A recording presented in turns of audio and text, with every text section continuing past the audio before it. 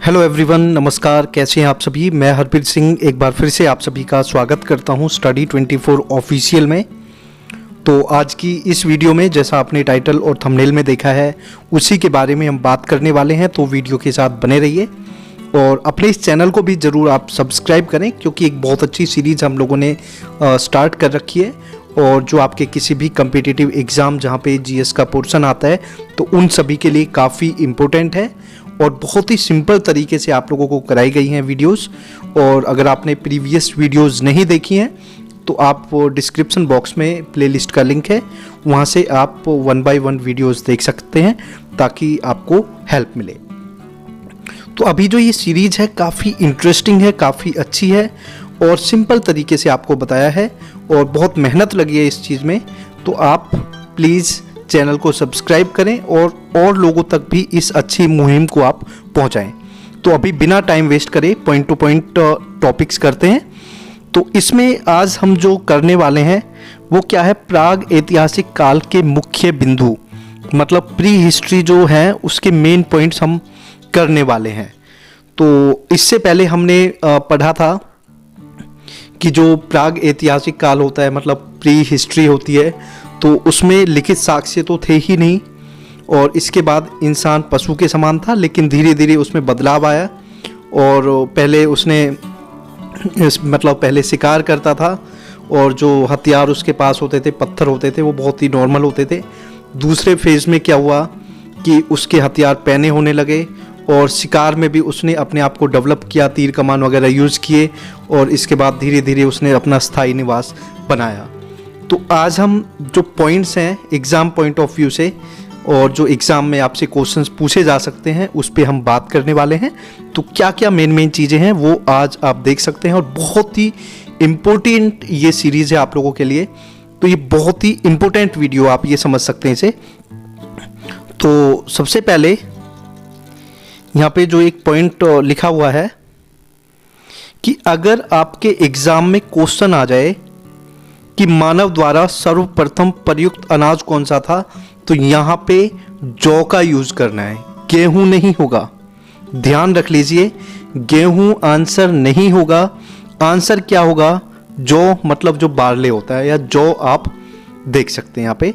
तो ये आपका करेक्ट आंसर होगा, क्योंकि कई जगह इसमें गेहूं भी दे रखा है या अनाज भी दे रखा है, लेकिन यहाँ पे क्या यूज करना है, यहाँ पे जौ का यूज करना, मतलब मानव द्वारा सर्वप्रथम जो अनाज यूज किया तो वो क्या था, जौ। इसके बाद यहाँ पे एक इंपॉर्टेंट पॉइंट ये भी आता है और ये जो चीजें मैं आपको बता रहा हूं ये बार बार एग्जाम्स में पूछी गई चीजें हैं, वो हैं। तो कोल, डिहिवा, इलाहाबाद, यूपी से चावल की खेती के साक्ष्य मिले।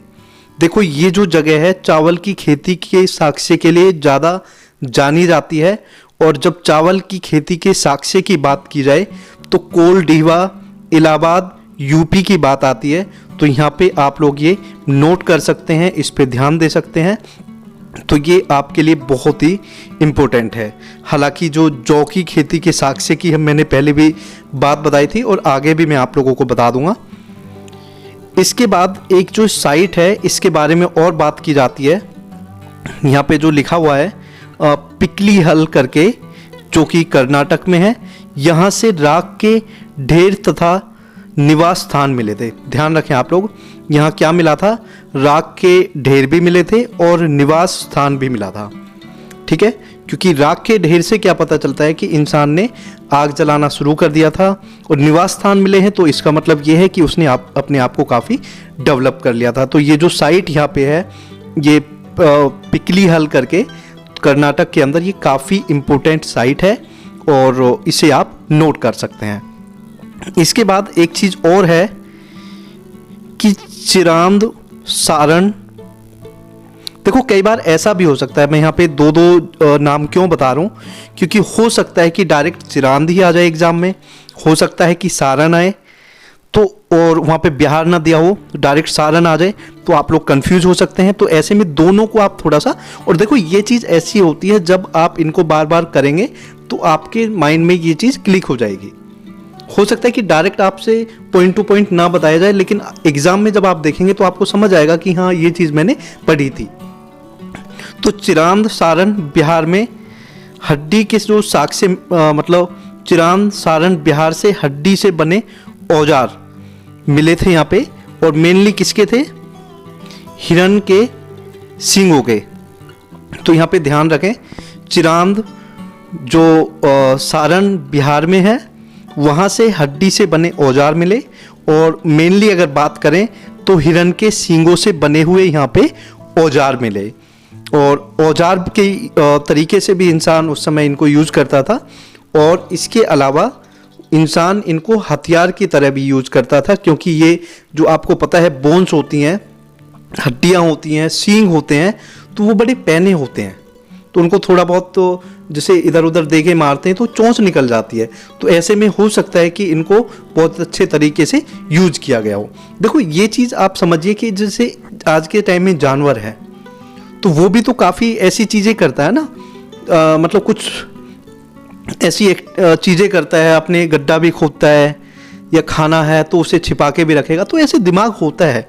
तो ऐसे ऐसे धीरे धीरे इंसान ने भी तो अपने आप को विकसित किया ना। चलो इसके बाद और हम बात करते हैं, यहाँ पे बहुत ही इंपॉर्टेंट साइट है, यहाँ पे बहुत ही इंपॉर्टेंट, और ये आपसे जो मैं जितनी भी चीज़ें आपको बता रहा हूँ ये एग्जाम पॉइंट ऑफ व्यू से बहुत ही इंपॉर्टेंट है। तो यहाँ पे अगर हम बात करें, कश्मीर के ब्रुज होम से गर्तावास मिले। अब यहाँ पे ये गर्तावास क्या होता है? देखो मैं आपको अगर कोई इंग्लिश मीडियम स्टूडेंट है या हिंदी मीडियम है तो जो जो पॉइंट ऐसे हैं जो आपको समझ नहीं आ सकते, क्योंकि ये गर्तावास तो ऐसी चीज़ है जो शायद हिंदी मीडियम वालों को भी समझ ना आए। तो ऐसे में मैं इंग्लिश मीडियम वाले जो बच्चे हैं जिनको कोई प्रॉब्लम हो सकती है, हालांकि कमेंट करके भी आप बता सकते हैं, लेकिन फिर भी मैं यहाँ पे जो ऐसी चीज़ है मुझे लगती है कि आपको समझ नहीं आएगी इंग्लिश मीडियम वाले बच्चों को भी, तो मैं साथ में यहाँ पे मेंशन कर देता हूँ। सबसे पहले तो एक गर्तावास को समझते हैं, क्योंकि कश्मीर के ब्रुज होम से गर्तावास मतलब गड्ढों के घर, मतलब पिट ड्वेलिंग मिले थे। देखो गड्ढे का घर क्या होता है, जैसे आज के टाइम में जो आप डॉग्स वगैरह देखते हो, ठीक है, या एक आप देखते ना थोड़े बड़े से जानवर होते हैं तो वो गड्ढे खोद के रहने लगते हैं, या कई बार कुत्ते भी गड्ढे खोद के रहने लगते हैं। तो ये उस टाइप के ही घर थे, लेकिन इंसान ने थोड़ा सा इससे गहरा गड्ढा खोद के वो उसके नीचे रहने लगे थे। इसका रीज़न क्या हो सकता है? जैसे बारिश का तो ये है कि बारिश में तो डूब जाएंगे, जैसे भाई सर्दी है तो उसके नीचे छिप गए, और मतलब बाहर से बचने के लिए भी छिप सकते थे। तो इसके बाद यहाँ पे अगर हम बात करें तो कश्मीर के ब्रुज होम से गर्तावास क्या है? गड्ढा खोद के रहना, पिट गड्ढा ड्वेलिंग रहना, और या गड्ढों के घर आप यहाँ से समझ सकते हैं। और इसके साथ में कब्रों में मालिक के साथ पालतू कुत्तों को भी दफनाया गया। तो ये तो आपको पता ही है कि इंसान ने सबसे पहले किसको पालतू बनाया? वो कुत्ते को बनाया था। उसका भी मैंने आपको रीज़न बताया था, क्योंकि जो कुत्ता होता है वो सबसे पहले आप जहाँ इंसान रहने लगेगा तो कुत्ता सबसे पहले वहाँ आके रहने लगेगा। अब आप देखो इतने सारे जीव हैं, लेकिन वो जल्दी से आपके पास नहीं आएंगे, लेकिन कुत्ता आप पे बहुत जल्दी विश्वास कर लेगा। तो और यहाँ पे देखो कब्रों में मालिक के साथ पालतू कुत्तों को भी दफनाया गया। ये यहाँ पे आप देखो, मतलब मालिक के साथ कुत्तों को भी दफनाया गया। तो इसका मतलब क्या है? ये इसके कई मायने निकलते हैं कि भाई हो सकता है कि सबसे प्रिय चीज़ को साथ में दफनाया गया, कि इंसान के लिए कुत्ता काफ़ी प्रिय होता होगा कुछ ना कुछ, या कोई रिचुअल होगा। इसके बाद यहाँ पे एक चीज़ और है जो बहुत ही इंपॉर्टेंट है। मानव द्वारा प्रयुक्त पहला हथियार कौन सा था? मतलब इंसान ने सबसे पहला हथियार कौन सा बनाया? तो ये क्या है? Hand axe. हैंड एक्स क्या होता है? एक्स आपको पता है कुल्हाड़ी होती है एक तरह की, तो हैंड एक्स हाथ की कुल्हाड़ी, और इससे कई बार एग्जाम में हस्त कुठार करके भी दे देते हैं। तो हस्त कुठार का मतलब क्या होता है? वैसे तो इंग्लिश में अगर आप कर लोगे तो बहुत ही अच्छी बात है। तो हस्त मतलब हाथ, और कुठार क्या है? एक तरह से कुल्हाड़ी। तो हस्त कुठार या हैंड एक्स या हाथ की कुल्हाड़ी को सबसे पहले मानव ने हथियार के रूप में यूज किया था। इसके बाद आगे देखते हैं।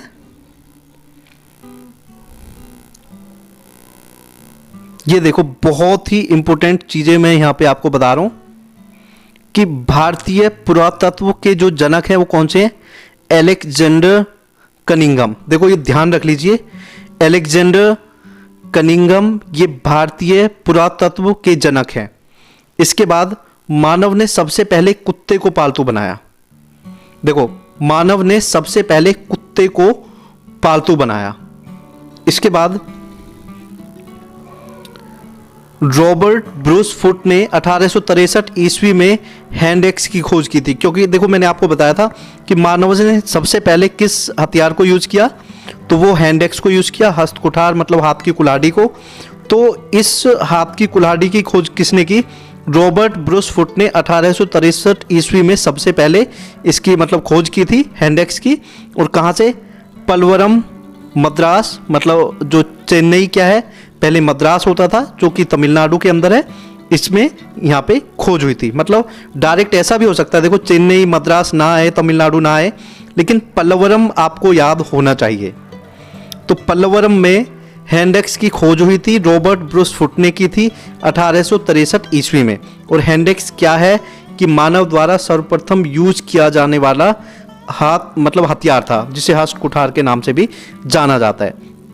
इसके बाद भाई यहाँ पे जो एक बहुत ही अच्छी चीज है, संगन कुल्लू करके जगह यहाँ पे कर्नाटक के अंदर। देखो नाम हो सकता है कि वहाँ प्रोनाउंसिएशन में क्या बोलते हो, लेकिन आप इससे हो सकता है कि थोड़ा ऊपर नीचे भी हो सकता है, तो ये ज़्यादा मायने नहीं रखता। लेकिन हाँ मायने ये रखता है कि आप इसको समझ लें। तो संगन कुल्लू करके जो जगह है कर्नाटक के अंदर से राख के टीले प्राप्त हुए। और जो मेन चीज़ होती है वो एग्ज़ाम में ज़रूर पूछी जाती है।